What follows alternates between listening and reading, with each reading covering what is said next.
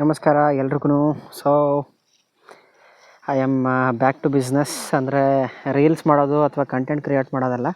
So ಮತ್ತೆ ತೋಟದ ಕೆಲಸಕ್ಕೆ ಅಂದರೆ ಸೊಪ್ಪು ತರಕಾರಿ ಬೆಳೆಯುವಂಥ ಪ್ರಕ್ರಿಯೆಯನ್ನು ಮತ್ತೆ ಶುರು ಮಾಡಿದ್ದೀನಿ. ವೈಯಕ್ತಿಕ ಕಾರಣಗಳಿಂದ ನಾನು ವಿಡಿಯೋ ಮಾಡಲಿಕ್ಕೆ ಆಗಿರಲಿಲ್ಲ, ಕಂಟೆಂಟ್ ಹಾಕಲಿಕ್ಕೆ ಆಗಲಿ ಅಥವಾ ಇಲ್ಲಿ ಬಂದು ಕೆಲಸ ಮಾಡಲಿಕ್ಕೆ ಆಗಲಿ. ನಾನು ಮನೆಯನ್ನು ಶಿಫ್ಟ್ ಮಾಡಲಿಕ್ಕಿತ್ತು, ಸೊ ರೀಲೊಕೇಟ್ ಮಾಡಲಿಕ್ಕಿತ್ತು.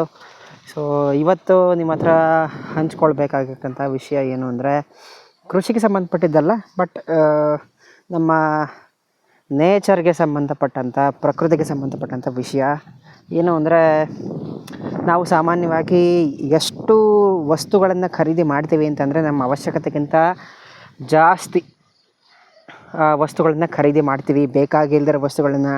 ಸೊ ಅದರದ ಅರಿವು ನಮಗೆ ಯಾವಾಗ ಆಗುತ್ತೆ ಅಂದರೆ ನಾವು ಒಂದು ಕಡೆಯಿಂದ ಇನ್ನೊಂದು ಕಡೆ ರೀಲೊಕೇಟ್ ಮಾಡಬೇಕಾದಾಗ. ಸೊ ಈ ಕೊಳ್ಳುಬಾಕ ಮನಸ್ಥಿತಿ ನನ್ನನ್ನು ಸೇರಿದಂತೆ ಸೊ ಸಾಮಾನ್ಯವಾಗಿ ಎಲ್ಲರಲ್ಲೂ ಈಗ ಹೆಚ್ಚಾಗಿದೆ, ಕನ್ಸ್ಯೂಮರಿಸಮ್ ಅನ್ನೋದು.